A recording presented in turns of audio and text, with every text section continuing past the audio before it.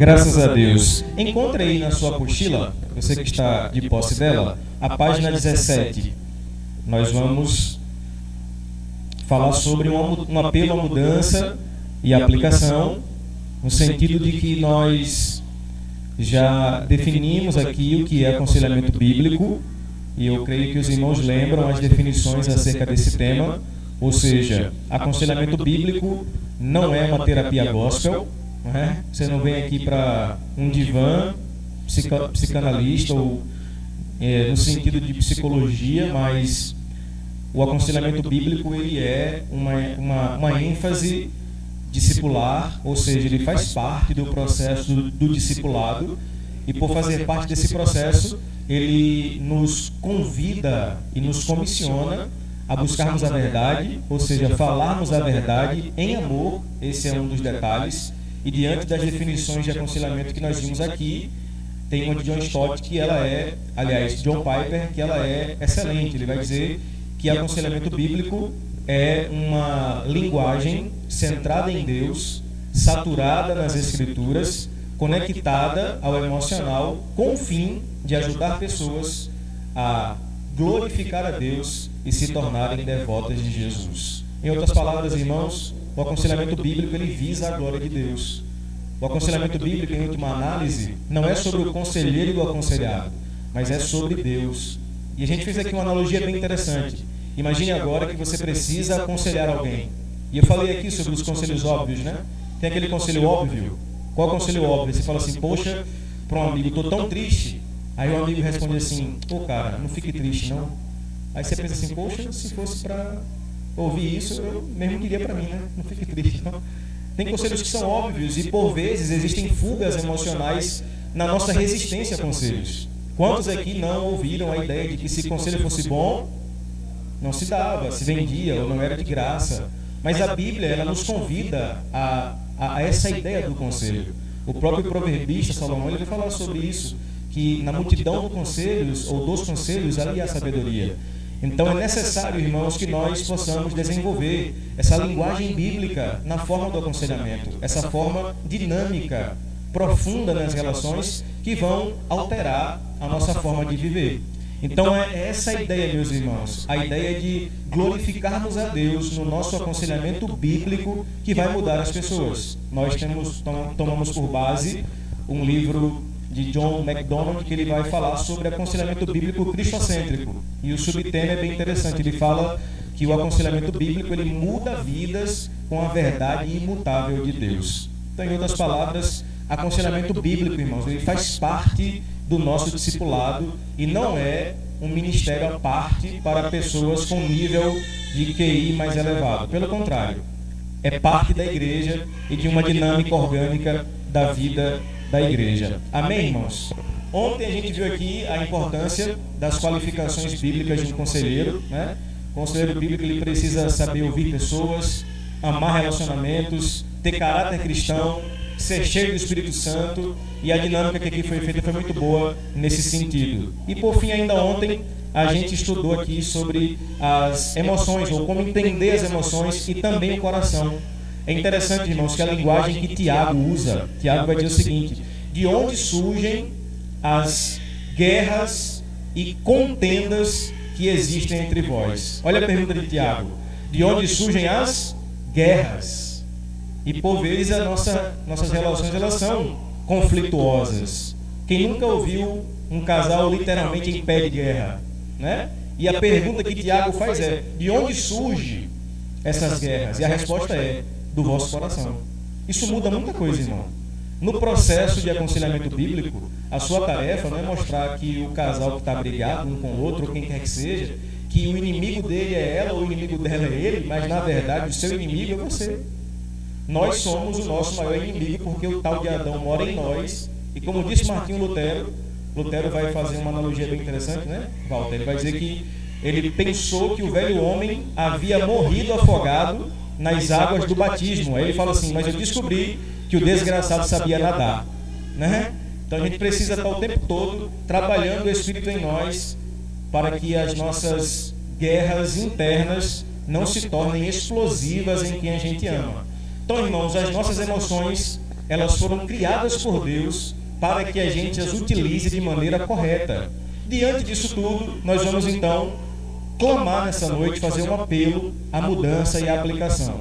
Porque em sentido mais amplo, irmãos, qual é a ideia do aconselhamento bíblico? É que o aconselhado ele mude. Irmãos, as pessoas precisam entender que elas necessitam mudar. Eu falei para vocês aqui, vou repetir, porque tem muita gente que não estava aqui na sexta-feira, mas eu uma vez fui com minha esposa aconselhar um casal, e eles estavam bem brigados, aquele clima bem tenso, e quando a gente chegou na casa lá, ele começou a falar, ela começou a falar, e naquele tom bem agressivo, que parece que a qualquer momento ia explodir, sabe? Aquele clima bem tenso. Eles lá, a gente tentava falar e não deixava. Quando eles finalmente acabaram de falar, eu falei assim, posso falar? Aí ele falou, pode, pastor, mas nada do que o senhor fale vai alterar minha decisão, eu já tomei. Aí eu olhei assim e falei, como é que é? Peguei Thaís assim, então eu vou embora, porque eu não, como é que pode isso? Você me chamou para falar e nada do que eu falo vai adiantar. Aí ele, não, pastor, não é bem assim e tal. Em resumo, ele me deu oportunidade para falar, reconheceu, mudou e se arrependeu. As pessoas precisam entender, irmãos, que elas precisam mudar. E por que é que nós somos tão resistentes à mudança? Por que é que nós somos tão resistentes ao apelo de aplicarmos na forma prática a mudança? E é exatamente essa a primeira pergunta que eu quero responder com vocês aí. Aí na página 17, lá no finalzinho, tem essa pergunta em negrito, por que a mudança é importante? E a gente colocou aqui o seguinte, todos nós precisamos de mudanças. A expressão mudar é preciso é muito comum nos nossos dias, mas a mudança que precisamos viver conforme o Evangelho deve ser uma mudança com parâmetros e perspectivas bíblicas. Efésios 4, 17 ao 24 nos oferece uma perspectiva sobre essa mudança a partir das Escrituras. É esse texto aí, irmãos, que eu queria ler com vocês e trabalhar algumas ideias que ele nos oferece no sentido da mudança. E é interessante que Efésios 4, do 20 ao 24, ele também trabalha uma ideia bem pertinente no sentido do paralelo feito entre o ímpio e o justo. E a característica que Paulo trabalha dessa diferenciação é que o justo ele tende a mudar, enquanto o ímpio ele está preso nas suas convicções equivocadas. Olha o que diz o texto bíblico. Assim eu lhes digo, e no Senhor insisto, que não vivam mais como os gentios, que vivem na futilidade dos seus pensamentos. Eles estão obscurecidos no entendimento e separados da vida de Deus por causa da ignorância em que estão, devido ao endurecimento dos seus corações. Tendo perdido toda a sensibilidade, eles se entregaram à depravação, cometendo com avidez toda espécie de impureza.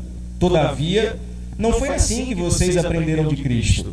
De fato, vocês ouviram falar dele, e nele foram ensinados de acordo com a verdade que está em Jesus. Quanto à antiga maneira de viver, vocês foram ensinados a despir-se do velho homem, que se corrompe por desejos enganosos, a serem renovados no modo de pensar, e a revestir-se do novo homem, criado para ser semelhante a Deus em justiça e em santidade, proveniente da verdade.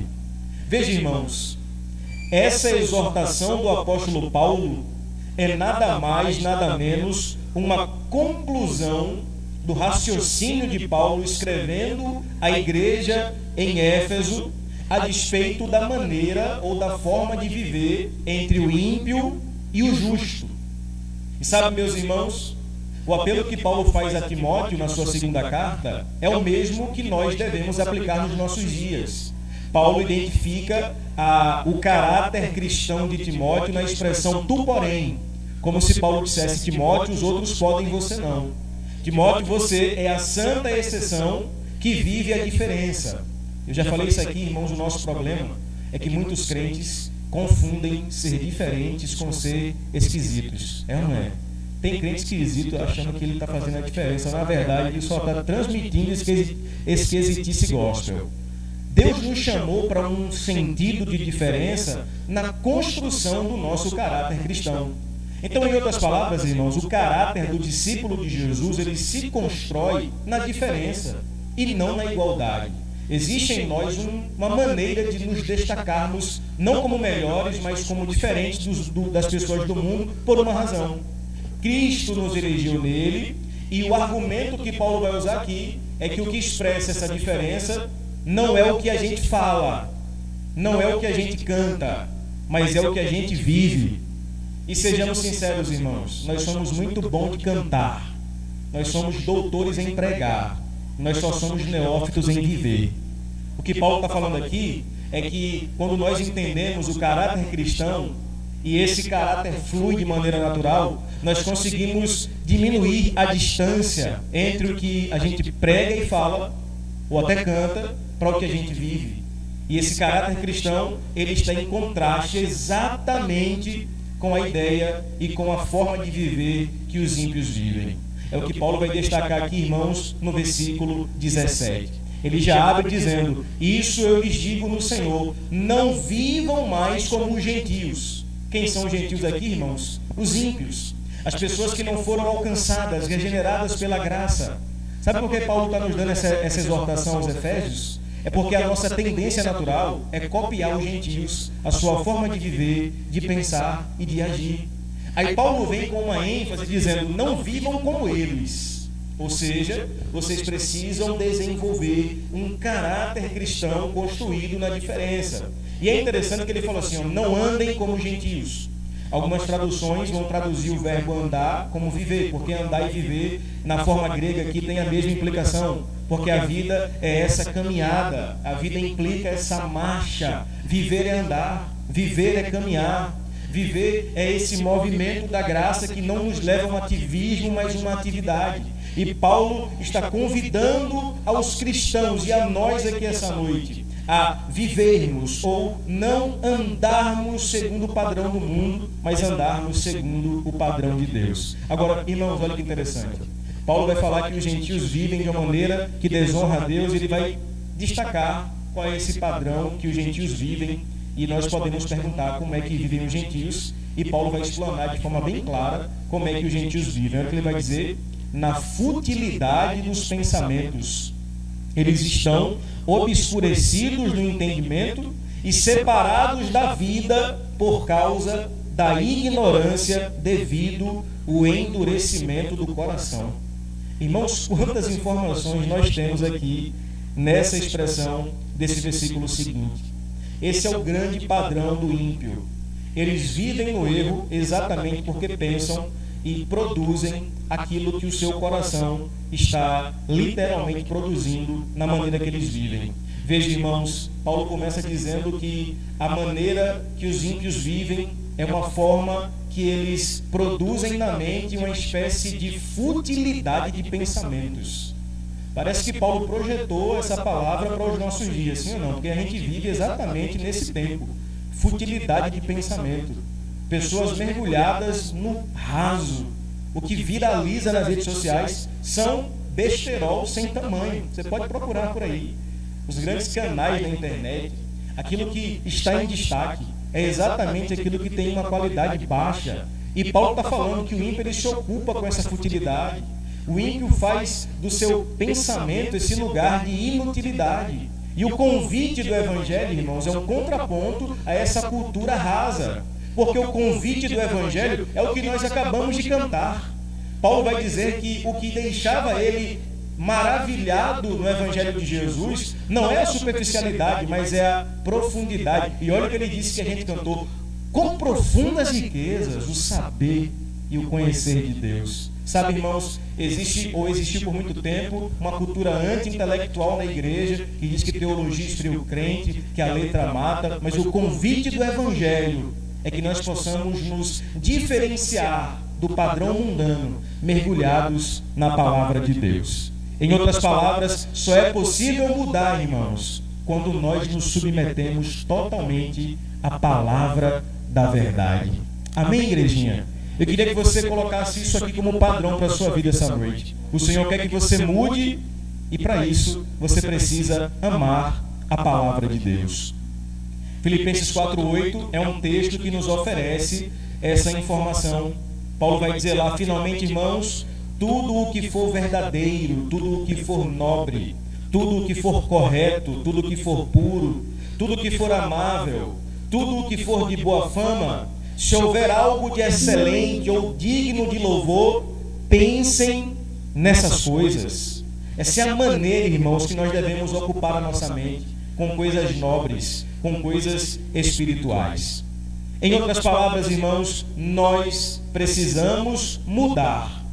E para isso, você, enquanto conselheiro bíblico, que vai aconselhar pessoas, que vai lidar com problemas das pessoas, você precisa deixar claro quanto elas precisam de uma mudança urgente. Mas não estranhe, será mais do que comum você encontrar no contexto do aconselhamento bíblico pessoas que vão dizer, como esse irmão me disse, pastor, não adianta que o senhor fale, eu já tomei minha decisão. Em outras palavras, irmãos, é muito comum você encontrar pessoas senhoras da razão, deuses de si mesmo, que dizem, eu não mudo porque eu estou certo e acabou. Quando na verdade, o Evangelho de Jesus, irmãos, é um convite total à mudança. Quando você entregou sua vida a Cristo a partir da eleição dele, já parou para pensar que o que houve foi uma conversão?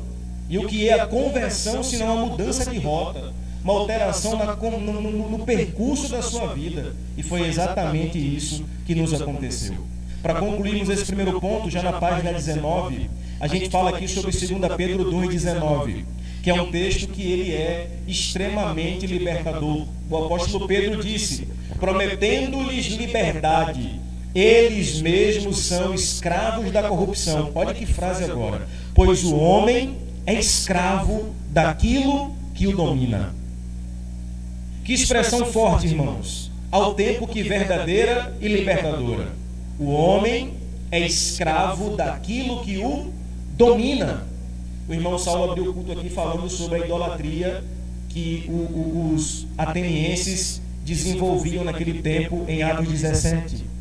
E a gente sempre, irmãos, colocou a idolatria no sentido de gesso, de imagem, de escultura.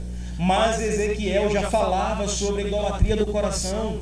João Calvino vai dizer que o coração do homem é uma fábrica de ídolos. Em outras palavras, irmãos, ou nós estamos adorando a Deus, ou estamos construindo os nossos próprios ídolos. E é o que Pedro vai dizer. E como é que eu sei, pastor, que eu estou adorando outros ídolos, me rendendo a outras cosmovisões? Ele vai dizer, o homem é escravo daquilo que o domina. E já pensou aconselhar pessoas, Hugo, que estão senhoras da razão, que não querem abrir mão do que pensam, do que acham? Por quê? Porque estão escravizadas por aquilo que as dominaram. Aí eu concluo falando o seguinte para você, irmão. Se o homem ele é escravo daquilo que o domina, então é tarefa do conselheiro bíblico identificar onde e em que o seu aconselhado é dominado. Veja, quais são as prisões mentais? Identificamos isso, ou ao identificarmos isso, teremos mais facilidade em entender porque o aconselhado age como age. É porque certamente ele é escravo daquilo que domina sua mente. Essa é a verdadeira batalha espiritual. Não aquela que lhe ensinaram de você ir para a esquina, repreender os demônios ou lutar contra Satanás e as potestades. Mas a verdadeira batalha espiritual, ela acontece na mente. É esse domínio exercido no poder que rege os passos de um homem. Diante disso, irmãos, nós precisamos entender que no processo de aconselhamento bíblico é tarefa do conselheiro examinar a mudança gradual que acontece no processo do aconselhamento. Em outras palavras, é sua função observar se o aconselhado está em processo de mudança. Porque, vamos ser sinceros, irmãos, se existem verdadeiros adoradores, é porque também existem falsos. Se existem falsos profetas, é porque existem os verdadeiros. Agora veja, irmãos, se existe, preste atenção, se existe o verdadeiro evangelho, também existe o falso evangelho. E se existe verdadeira mudança, também existem mudanças falsas. E eu sempre costumo dizer que existem até falsos começos. E o que são os falsos começos? São pessoas que aparentemente demonstram uma espécie de mudança. Mas por que elas são falsos começos? Porque o que caracteriza de fato a mudança não é o início, mas é a capacidade de permanência. Aí você vai ressignificar aquele texto que Jesus falou em Mateus 24. que aquele que perseverar até o fim será salvo. Não mais em uma linguagem humana, no sentido de que você precisa perseverar para ser salvo. Não, mas que você persevera porque é salvo. Não é uma condição, mas é uma consequência. Então veja, analisar a mudança de alguém, ela é necessário para entendermos o processo do aconselhamento. Em outras palavras, irmãos, não é só falar o que fazer, mas é examinar o que se está fazendo. Amém, irmãos? Não é só falar o que se deve fazer, até porque aconselhamento bíblico não é uma lista de tarefas que você dá a alguém. Pelo contrário, é uma construção relacional a partir de uma palavra, ensinamento e também da análise dos processos. Veja só, a gente listou aqui alguns pontos importantes para que você possa examinar a mudança por parte do conselheiro. A primeira delas é conclusão de processos. Olha o que diz Romanos 8, 29 e 30. Pois aqueles que de antemão conheceu, também os predestinou para serem conformes à imagem de seu Filho, a fim de que ele seja o primogênito entre muitos irmãos. E aos que predestinou, também chamou. Aos que chamou, também justificou. Aos que justificou, também glorificou. Percebeu que o processo aqui ele é todo fechado, bem amarrado? Olha o que ele vai dizer. Pois aos que predestinou, também chamou. Ao que chamou, também justificou. Ao que justificou, também glorificou. Ou seja, Deus, irmãos, ele não embarga a obra como a gente. Deus, ele conclui a obra de forma perfeita. Em outras palavras, irmãos, quer perceber se alguém está mudando, é se esse alguém consegue concluir processos.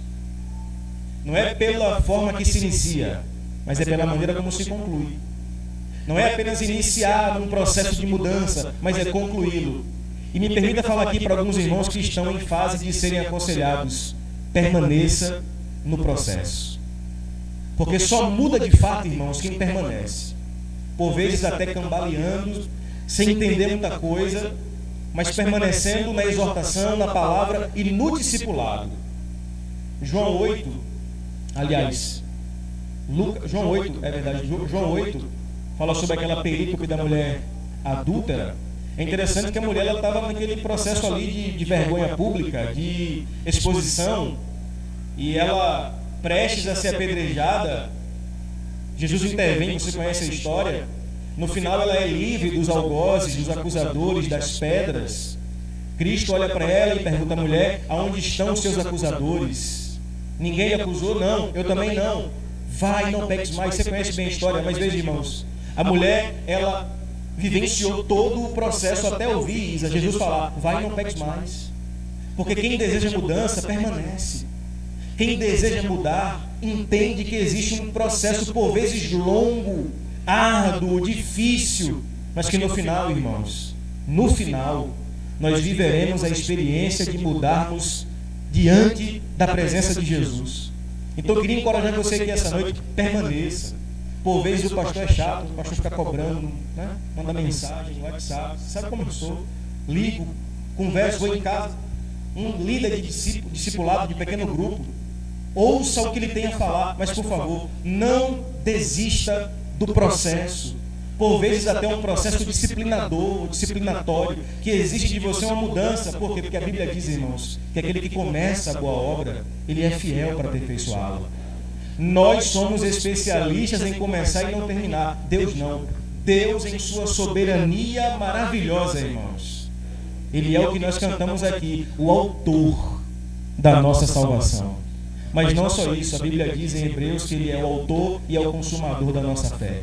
Então eu queria encorajar você essa noite: analise as conclusões dos processos. Deus, o sentimento de Deus é um sentimento de conclusão. Segundo, olha que ponto importante esse, irmãos: semelhança com Cristo. Durante o processo de aconselhamento, perceba se o seu aconselhado tem se tornado parecido com Cristo. Afinal de contas, irmãos, o que significa a palavra cristão? Pequenos cristos. Ou seja, à medida em que alguém conhece Jesus, ela se torna parecida com Ele. E me permita-lhe a sinceridade: tem muitos evangélicos que ainda não se tornaram cristãos. Tem muita gente que está na igreja, mas não se tornou igreja. Por quê? porque ainda não vivenciou a experiência de se tornar parecido com Jesus. Então, cuidado, você pode estar aconselhando alguém que não está se parecendo com Jesus. E é um perigo, irmãos, um cristão que não se parece com o seu Cristo. Olha o que diz 1 João 3,2. Amados, agora somos filhos de Deus, e ainda não se manifestou o que havemos de ser.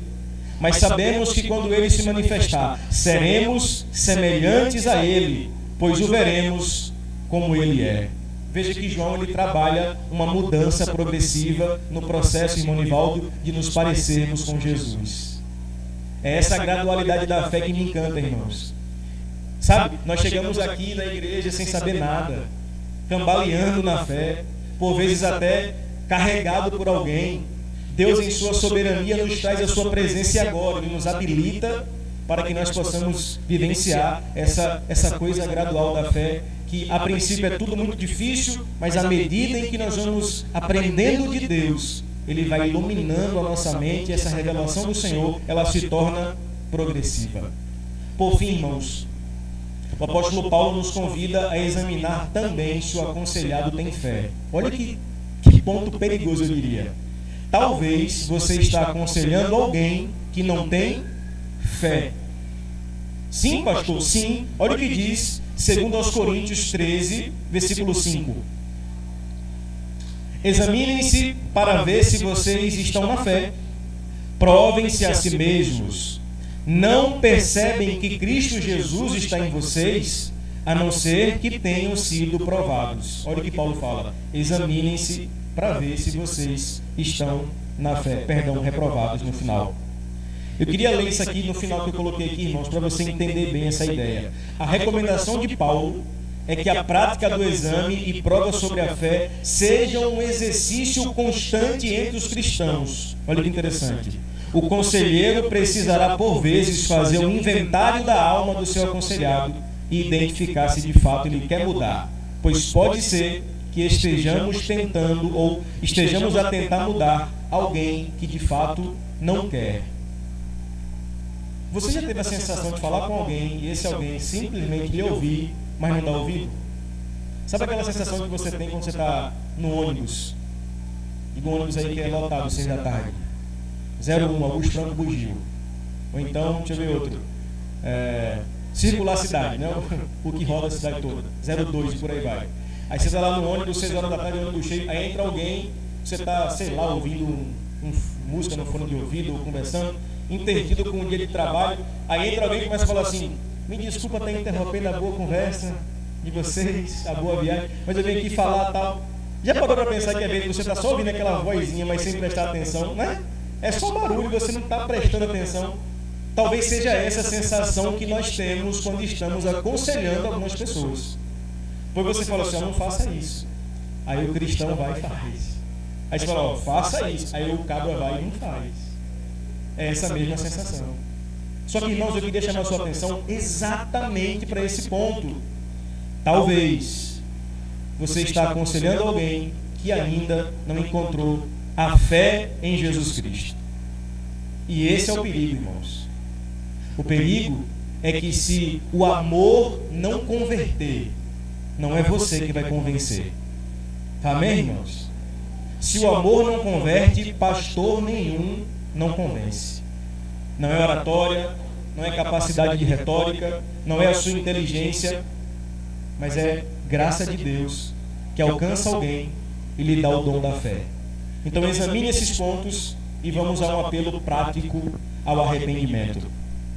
Irmãos, qual foi a última vez que você foi em um culto evangélico ou que seja e você ouviu uma mensagem sobre arrependimento? Dá para contar nos dedos, né? Veja, a nossa sociedade, ela tem aversão à palavra arrependimento. Eu sou um adulto que, como um bom adulto, eu lavo os pratos ouvindo podcast. Quem não aqui, né? Vai me julgar não, né? Você também. Quem não, né? Lavando o prato, fazendo a casa e ouvindo podcast. Thaís sabe disso. Thaís é Masterchef. Thaís ama Masterchef. A pessoa que mais ama Masterchef no mundo é Thaís. Eu duvido alguém que ame mais Masterchef que ela, porque só a apresentadora, porque não é possível, tá? Ela ouve a temporada atual, as outras, as antes, anteriores e por aí vai. E fica torcendo da mesma forma. Eu não, eu vou ouvir no podcast, teologia, futebol e por aí vai. Irmãos, é interessante que, como um bom adulto, né? A gente vai lá ouvindo o podcast e geralmente os entrevistados tem aquelas perguntas clichê que o entrevistador faz. Ele fala assim: e aí, na vida, o que é que você se arrepende? Aí geralmente o entrevistado fala: cara, eu não me arrependo de nada. E fala com a boca cheia, tipo assim, não me arrependo de nada do que eu fiz não. Aí o cara mostra um erro que ele fez, sabe assim, ó, você errou, tipo assim, jogador de futebol. Ó, você no jogo tal foi expulso, foi demitido do clube, foi mandado embora, sua carreira acabou. Se arrepende? Não me arrependo de nada do que eu fiz na minha vida, não. As pessoas têm aversão ao arrependimento porque elas se acham suficientemente cheias de razão e tudo quanto elas vão fazendo, sejam erros ou acertos, elas não param para avaliar, nem tampouco para prestar contas, e por isso elas vão vivendo acima de uma realidade que quer a todo tempo chamá-las para uma esfera de consciência. Irmãos, a palavra arrependimento não é só uma palavra na Bíblia, Mariana. A palavra arrependimento na Bíblia é um conceito teológico. A Bíblia fala sobre arrependimento de Gênesis a Apocalipse. Veja, Jesus começou seu ministério pregando sobre arrependimento. João Batista, o precursor de Jesus, antes de Jesus, pregou sobre arrependimento. O apóstolo Pedro, o primeiro apóstolo a pregar, no seu sermão que 3.000 almas se converteram, pregou sobre o que, irmãos? Arrependei-vos, pois, e convertei-vos para que sejam apagados os vossos pecados. E a igreja hoje fala sobre o quê? A gente fala sobre tantas outras coisas que não se arrepender. E o convite do Evangelho, irmãos, é exatamente para o arrependimento. Agora, preste bem atenção, tem uma frase aqui de James MacDonald e Garrett Wright, que eles vão dizer o seguinte: eles definem arrependimento da seguinte forma, olha que interessante. O arrependimento é o primeiro passo para a limpeza pessoal dos destroços que o pecado deixa. Logo, o arrependimento é o próximo passo natural na nossa jornada espiritual, quando estamos diante da santidade de Deus.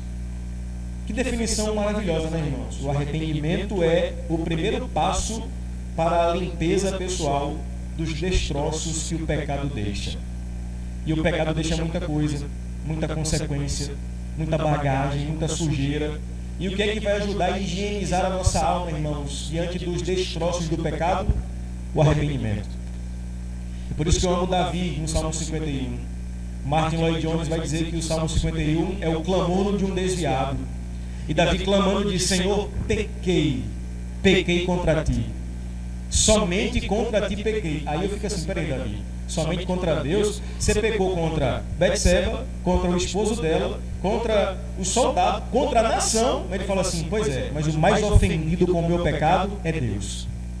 Ninguém mais se ofende com o meu pecado do que o meu Deus. Aí Davi fala assim: ó, pequei. Somente contra ti pequei. Davi não usa aquelas palavras clichês: Senhor, eu pequei, mas tu sabe, né? A carne é fraca. Pequei, mas também foi ela que me derrubou, não fui eu que caí, né? Davi não, irmãos, ele assume e diz: já que é para higienizar a alma, eu reconheço, pequei e me arrependo. Eu queria, irmãos, que você hoje saísse daqui com essa palavra na sua mente. Talvez você saiu no domingo à noite para ouvir uma mensagem que de repente lhe empoderasse, que lhe tornasse a sua semana mais feliz, mas o meu compromisso é com a verdade para você aqui essa noite. E a verdade é que você precisa se arrepender. Existem tendências na alma que elas só serão superadas quando diante de Deus confessarmos os nossos pecados e em verdade nos arrependermos. Então veja, irmãos, é possível que você lide com pessoas que, a exemplo dessas pessoas que eu citei no podcast, vivam essa certeza pessoal, essa filosofia para a vida: não me arrependo de nada, e nem sequer estarão dispostas a se arrepender. E eu listei aqui, irmãos, uma ideia que também é do livro, o autor ou os autores eles vão dizer que nós, enquanto conselheiros, nós podemos testemunhar os aspectos externos, mas só Deus tem a visão completa do que está acontecendo lá dentro. Diante disso, eu quero considerar com vocês alguns pontos bem importantes. O primeiro deles é o seguinte: é possível produzir tristeza e não arrependimento. Amém, irmãos? É possível produzir tristeza e não arrependimento. O reverendo Augusto Nicodemos tem uma frase que é emblemática. Ele fala o seguinte: esqueci, peraí. Ele diz que arrependimento não é quando você chora, é quando você muda. Não é interessante isso? Arrependimento não é quando você chora, é quando você muda. Porque chorar, irmãos, sem se arrepender, é remorso. É ou não é? Tudo bem que o arrependimento lhe leve às lágrimas, mas que também te leve à mudança. Então, guarde essa frase. Como eu guardei, esqueci, não lembrei, guarde ela aí. Arrependimento não é quando eu choro, é quando eu mudo. Deus não quer que você desenvolva uma fé epidérmica, irmãos. Uma fé de sensibilidade, que você só entende que tem fé porque chora, porque sente. Não, mas uma fé que sabe. O Salmo 46:10 diz isso: aquietai-vos e sabei, não é sentir. Sentir é bom, é verdade, mas o importante da fé é saber. Saber o quê? Que por vezes eu não vou chorar, mas se mudar, maravilha. Olha o que Paulo disse aos Coríntios aí, segundo aos Coríntios 7, versículo 9 e 10. Vejam o que essa tristeza, segundo Deus, produziu em vocês. Que dedicação, que desculpas, que indignação, que temor, que saudade, que preocupação, que desejo de ver a justiça feita. Em tudo vocês se mostram inocentes a esse respeito. Ou seja, as pessoas de fato não queriam mudar, aparentemente arrependidas por sentimentos. Segundo, irmãos, a tristeza, ao contrário do arrependimento, está centrada em si mesmo. Olha que interessante isso, irmãos. Você que vai aconselhar pessoas, preste bem atenção nesse detalhe. A tristeza, ao contrário do arrependimento, está centrada em si mesmo. Lembra Davi? Ele falou assim: pequei. Ou seja, ele assume porque ele sabe que tem pessoas envolvidas naquilo que ele pecou. Então ele se descentraliza dele mesmo e assume. Agora, quando é tristeza e não arrependimento, a tristeza, ela centra-se em si mesmo. Olha o que disse Saul quando foi repreendido por Samuel, depois de ter pecado contra o Senhor, o rei de Israel. 1 Samuel 15:30. Saul disse: pequei. Olha, aparentemente, né? Arrependido, pequei. É a palavra que Davi usou, pequei. Só que logo em seguida aparece um agora. Irmão, vamos ser sinceros. Quando alguém está conversando com você, seja um aconselhado, seja quem for, ele fala assim: ó, errei. Agora, aí você já sabe, vai mudar todo o contexto, vai se justificar, vai falar que foi, né? Não é assim? É a mesma coisa, Saul. Pequei, Samuel. Agora, deixa eu falar uma coisa para você. O que ele vai dizer? Agora, honra-me perante as autoridades do meu povo e perante Israel. Volta comigo para que eu possa adorar o Senhor teu Deus. Você entendeu o que ele queria?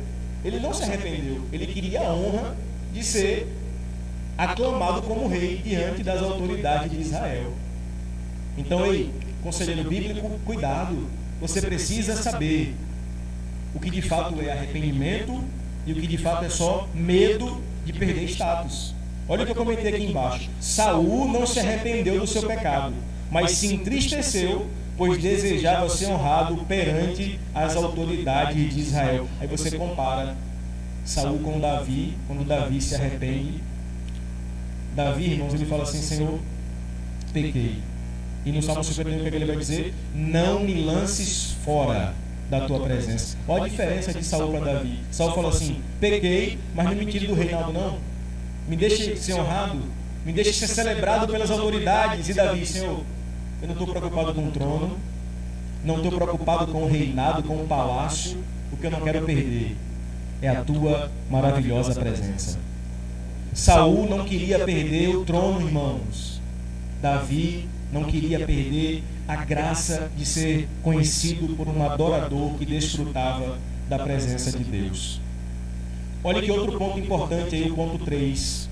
Quem não se arrepende, terceiriza responsabilidades. É a velha síndrome de Adão, né? Foi a mulher que tu me destes. É o que diz Gênesis 3,12. Disse o homem, foi a mulher que me destes por companheira que me deu do fruto da árvore e eu comi. Irmãos, desde o Gênesis, enquanto houver o outro para culpar, nós vamos estar apontando dele falando, não fui eu não. Quem é pai, quem é mãe aqui sabe. Até criança, irmão, você fala assim, rapaz, o que é que você fez? Não, pai, foi fulana, foi meu irmão, foi meu primo. É sempre uma joga de culpa e de responsabilidade. Aí o pai fala assim, pastor, não sei onde é que meu filho aprendeu isso. Meu irmão não precisa aprender não, já nasceu com isso aí. Davi disse, em pecado eu fui feito, em iniquidade me concebeu minha mãe. É o que a gente chama aqui de depravação total. Então veja, irmãos, como é que eu percebo que alguém está mudando de fato no processo de aconselhamento bíblico? É que ele vai assumir as suas responsabilidades. Em outras palavras, se eu fosse pentecostal agora, eu diria assim, olha para o seu irmão e dizer assim, ele assume os seus B.O. Né? Fica nessa aí de jogar a culpa para os outros, meu irmão. Assuma o B.O. que o B.O. é seu. Aí veja que interessante. Adão culpou a sua esposa, Saul culpou o povo.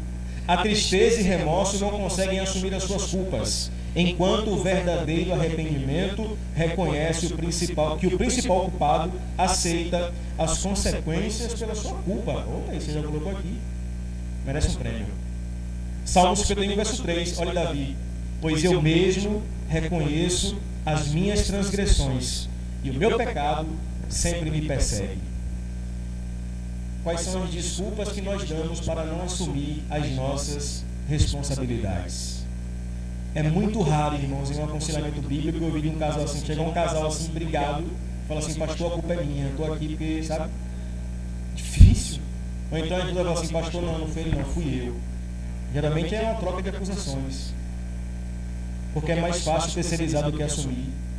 É mais fácil apontar do que dizer, eu preciso mudar. Tá rindo, né, Wagner? Vai casar, começa a perceber, viu? Mesmo certo, você vai estar errado. A notícia boa é essa aí. Mesmo certo, você está errado. Irmãos, o ponto 4 vai falar que quem não se arrepende critica o processo disciplinar. Isso aqui é vivência pastoral, não é, pastor Fábio? Vivência de gabinete. Você fala assim, meu irmão, você está em disciplina, não é castigo, irmãos, tá? Não está de banco. Que banco, irmão? Banco. Pelo amor de Deus, o processo disciplinar não envolve banco ou questões de oportunidade de culto, não é castigo, é disciplina, não é ganhar do irmão, mas é ganhar o irmão. Aí você fala para ele, não, você está disciplinado, né? O processo bíblico envolve também disciplina, o que é? Você precisa entender que você está em pecado. Aí geralmente aparece sempre a crítica no processo, ah, pastor, o senhor pegou pesado, né? O senhor exagerou e tal. É aquela história de Tuti. Lembra de Tuti, irmão? Quem é que já foi da Assembleia sabe a história de Tuti? Nunca ouviu falar em Tuti? Vou contar, tá aí, vou contar. O pastor chegou para o irmão e falou assim, irmão Tuti, o nome dele era Tuti. O irmão tá disciplinado e tal, vai ficar sem fazer tal atividade da igreja, não sei o quê, e mais, isso não pode cear, porque, né? Tem umas igrejas que proíbem a pessoa de cear. E ignora aquele versículo que fala que examine se coisa de esse meio. Então você não pode cear e tal. Aí o irmão Tuti, ok, pastor, não tem problema não. Aí chegou no culto de ceia, o pastor olhando assim, né, seguindo a ceia e tal. Aí tá lá tudo lá atrás, o pastor só mirando, deixa eu ver se vai pegar aqui o cálice. O pastor olhando. Aí quando o pastor olha tudo, pega o cálice e ceia normal. O pastor pediu misericórdia, como é que pode? Eu disciplinei ele e tal. Aí acabou o culto, falou, Tuti, vem cá, quero que você me explique, como é que pode? Você está disciplinado, eu falei para você que não é para tomar ceia e tal. Por que você fez isso? Ele falou, pastor, o senhor não percebeu não? O senhor, na hora da ceia, me disse para tomar ceia. Pastor, eu mandei, eu falei. Ele falou, sim, pastor, o senhor falou. Em que momento? Ele falou, naquela hora do hino que o senhor estava cantando. Vem cear, o mestre chama, vem cear. Hoje mesmo tu te pode sair. Aí o pastor falou, rapaz, também nem como é que é. Tuti, além de criticar o processo disciplinar, ele inverteu a palavra do pastor na exegese dele, entendeu? Geralmente, irmãos, assim como Tuti, essa história é boa, né? Eu ouvi essa história, quem me contou foi Brandon, há uns 15 anos atrás. Geralmente, irmãos, nós tendemos a criticar o processo disciplinar e, por vezes, até dar os nossos jeitinhos brasileiros para fugir do que nos foi proposto. Veja Gênesis 4,13, é exatamente o que Caim fez. Disse Caim ao Senhor: meu castigo é maior do que eu posso suportar. Sabe o que ele fez, irmão, esse santinho aqui? Parece um santo, né? Não, Senhor, que é isso? O Senhor está me dando um castigo que eu não posso suportar. É pesado demais. Ele matou o irmão. Matou o irmão.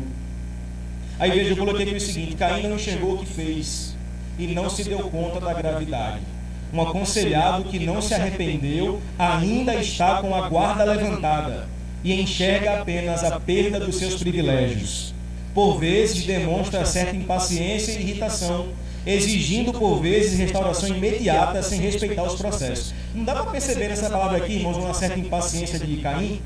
Meu castigo é maior do que eu posso suportar. Como quem diz assim, ó, eu quero meus privilégios de novo, igual Tuti, né? Foi o Senhor que disse que eu posso cear e tal. E se nós, irmãos, não respeitarmos os processos, certamente nós anularemos todo esse processo que a gente entende por aconselhamento bíblico. Concluindo, irmãos, ainda aí na página 21, que é a última página, eu queria fazer com vocês aqui algumas convicções em prática. Tem um pastor que eu gosto muito, o pastor Fábio também, chamado Paul Tripp, autor da Trelice a Videira. Ele vai dizer que em um livro que ele tem chamado Instrumentos nas Mãos do Redentor, que ele vai falar sobre o conselheiro bíblico como um embaixador, segundo está escrito em 2 Coríntios 5,20, um embaixador que exerce o ministério da reconciliação. E ele, Paul Tripp, vai listar algumas convicções que todo conselheiro precisa ter. Olha a primeira: ame pessoas. Amém, irmãos?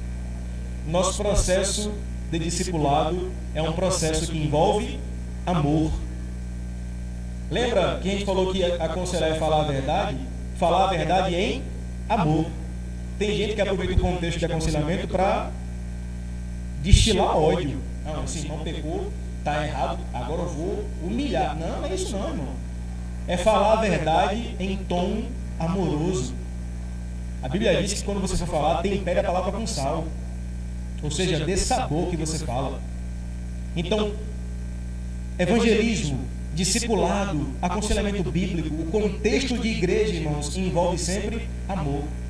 Não existe outra definição para a nossa fé, irmãos. A nossa fé está baseada no amor. Amar pessoas é a expressão máxima que nós amamos a Deus. Se eu amo se eu falo que amo a Deus que não vejo e não amo meu irmão a quem eu vejo, o que a Bíblia vai dizer? Que eu sou mentiroso. Então, irmãos, hashtag tem que amar. Às vezes a vontade de puxar a orelha e dizer assim, ó, não apareça mais aqui, vai embora. Mas tem que amar. E por que tem que amar? Porque nós somos alvos do amor de Deus. 1 João 4,8 diz que aquele que não ama não conhece a Deus, porque Deus é amor. Eu lembro de uma entrevista que eu estava assistindo, foi podcast não, foi talk show, Danilo Gentili, e aí ele entrevistando aquele cara humorista lá, tem um cabelo, como é que é isso? Murilo Couto. E ele é um humorista, engraçado, o cara faz, a cara dele já é engraçada, não dá vontade de rir só de olhar pra cara dele. E ele falou uma coisa que eu fiquei assim, meu Deus, como é que uma pessoa que faz rir fala isso? Olha o que ele falou, eu fiquei preocupado, não foi com raiva, não foi preocupado com ele. Ele falou, Danilo perguntou para ele o seguinte, você acredita em Deus? Ele falou assim, Danilo, eu não acredito nem no amor, imagine em Deus. Aí a plateia começou a rir e eu comecei a chorar. Fiquei assim, meu Deus, como é que ele fala isso? Eu não acredito nem no amor, imagine em Deus. Irmãos, as pessoas vivem um ateísmo de amor, imagine de Deus. Sendo que a Bíblia define que Deus é amor. Deus não está no amor, Deus é amor. Eu fiquei pensando, uma pessoa que ganha a vida fazendo os outros rir, se não acredita no amor, ele não acredita e não ama o que ele faz. Sabe, irmãos, amar pessoas é se relacionar com elas. E amar é esse envolvimento prático da fé evangélica no sentido do evangelho. Nós precisamos definir o que é amor para poder amar pessoas. Eu lembro quando eu estava paquerando Thaís, não demorou muito não, porque ela também estava doida por mim, só ficava fazendo charme. Aí eu lembro que uma vez eu peguei um serenata de amor, não sei se vem hoje em dia, mas antigamente o serenata de amor ele vinha com umas poesias. Aí eu, Thaís, esse serenata de amor é para você. Aí quando ela abriu, que leu a poesia, estava escrito assim: me ame quando eu menos merecer, porque é nesse momento que eu mais preciso. Irmão, de lá para cá, toda vez eu falo, Thaís, me ame quando eu menos merecer, porque foi a profecia do bombom. E pense, irmão, é direto isso, ela me ama quando eu menos mereço. Mas veja, me amar quando menos merecer é graça. É uma expressão da graça, porque o Senhor nos amou quando nós não merecíamos. Então, Paul Tripp, ele fala que todo conselheiro bíblico precisa, segundo, amar pessoas. Segundo, conheça pessoas. Conheça pessoas. Irmão, é estranho você estar aqui numa igreja. Nós estamos aqui há quanto tempo? Aqui em Industrial, março, abril, maio, junho, 5 meses. E você não sabe o nome de um irmão aqui. Conheça pessoas, invista no conhecimento. A nossa relação não é uma relação igrejeira. Como diz John Stott fala o seguinte, que a relação dos crentes não é aos domingos, mas entre os domingos. Ou seja, não é um ponto de encontro no domingo, mas é uma relação que se estende para a semana inteira. Conheça pessoas, sente com elas, procure saber, mande mensagem no WhatsApp, investigue no Instagram, brincadeira, não precisa stalkear também a pessoa não. Mas conhecer pessoas, irmãos, é uma realidade da graça, porque eu coloquei aqui o seguinte: as terapias seculares recomendam a separação. A Bíblia nos chama a uma relação profunda e não superficial. O terceiro ponto que eu ia falar de Timothy Keller, rapaz, Timothy Keller está sempre na minha cabeça. Mas que Paul Tripp fala é, além de amar e conhecer, fale. Traga a realidade de Deus para a pessoa. Fale a verdade em amor. Agora, olhe o quarto ponto, faça. Traduza conceitos em prática, ou seja, dê um exemplo. Não adianta só falar. Sabe aquela velha história que a gente aprendeu? Faça o que eu falo, não faça o que eu digo. Não cabe no Evangelho, irmãos. O nome disso é hipocrisia. Nós precisamos diminuir a distância do que a gente prega, do que a gente fala, do que a gente ensina para o que a gente vive. E não há melhor, irmãos, não há melhor forma de aprendermos senão, ou de ensinarmos senão com a prática. Quer ver só um exemplo? Vou fazer aqui, Thaís. Posso fazer aquele negócio que... Vou fazer. Veja só. Solta aí a apostila agora, rapidinho. Já que teve dinâmica ontem, eu vou fazer a minha também. Falar dinâmica, Wagner aqui ontem. O que você queria vencer? Eu sou o melhor de todos. Graças a Deus, Pai. Receba. Vamos lá, solta aí rapidinho. Quero que você junte as duas mãos. Olhe bem para mim. Deu aquela esquentada aí até ficar quente. Ó. Ficou quente? Vai, Deus. Ficou quente aí? Tá frio. Agora eu quero que você coloque as duas mãos na testa.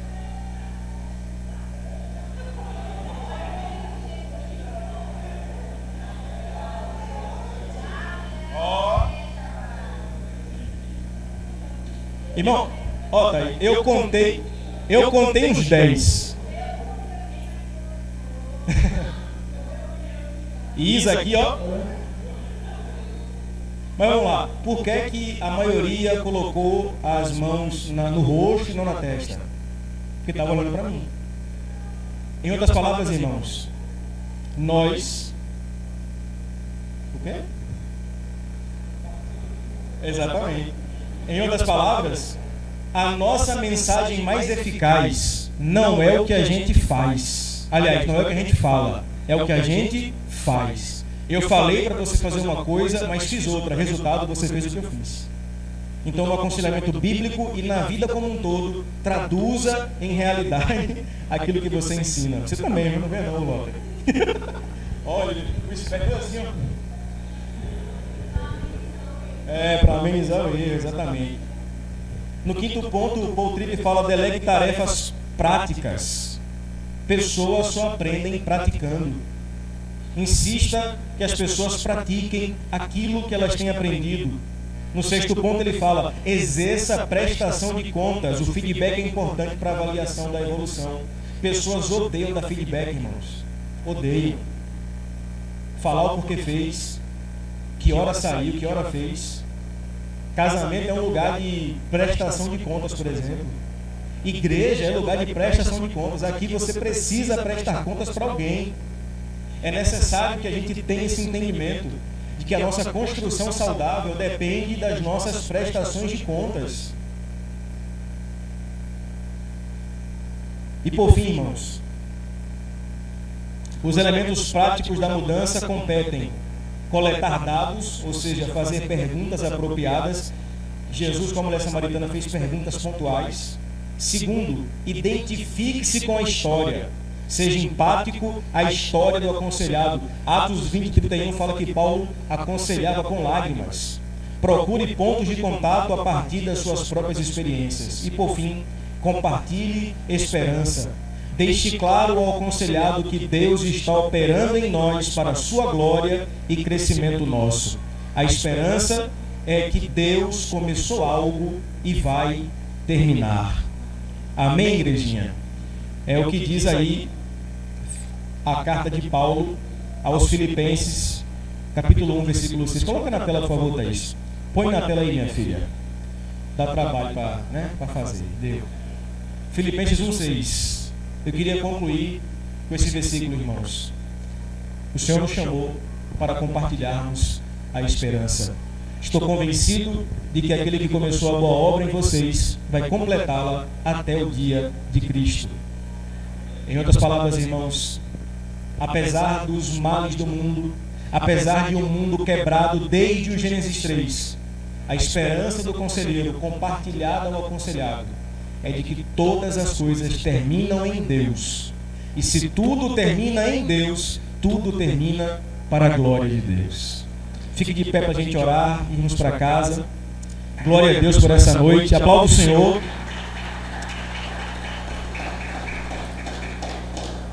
Louvado seja o nome de Jesus, irmãos. Eu queria convidar você nesse momento a reagir a esse sermão. Nós aqui na Igreja Ponte temos essa prática, a prática de reagir ao sermão, no sentido de que se Deus falou conosco hoje, nós precisamos reagir a isso. E a primeira forma que nós fazemos em reagir ao sermão é orando, a segunda é cantando e a terceira é vivendo. Eu queria que você nessa noite, irmão, se for preciso se arrepender, não hesite em dobrar o seu coração ao Senhor. A Bíblia diz que Ele é fiel e justo para nos perdoar os pecados e nos purificar de toda injustiça. E por fim, irmãos, se é para mudar, não deixe para mudar amanhã. Mude hoje. Mude agora. Exerça a capacidade de transformação pela graça de Jesus. Amém? Feche os olhos para a gente orar. Na sequência, queria que você cantasse essa canção, louvasse o nome de Jesus, e que a sua semana não seja a mesma, pelo poder da palavra de Deus.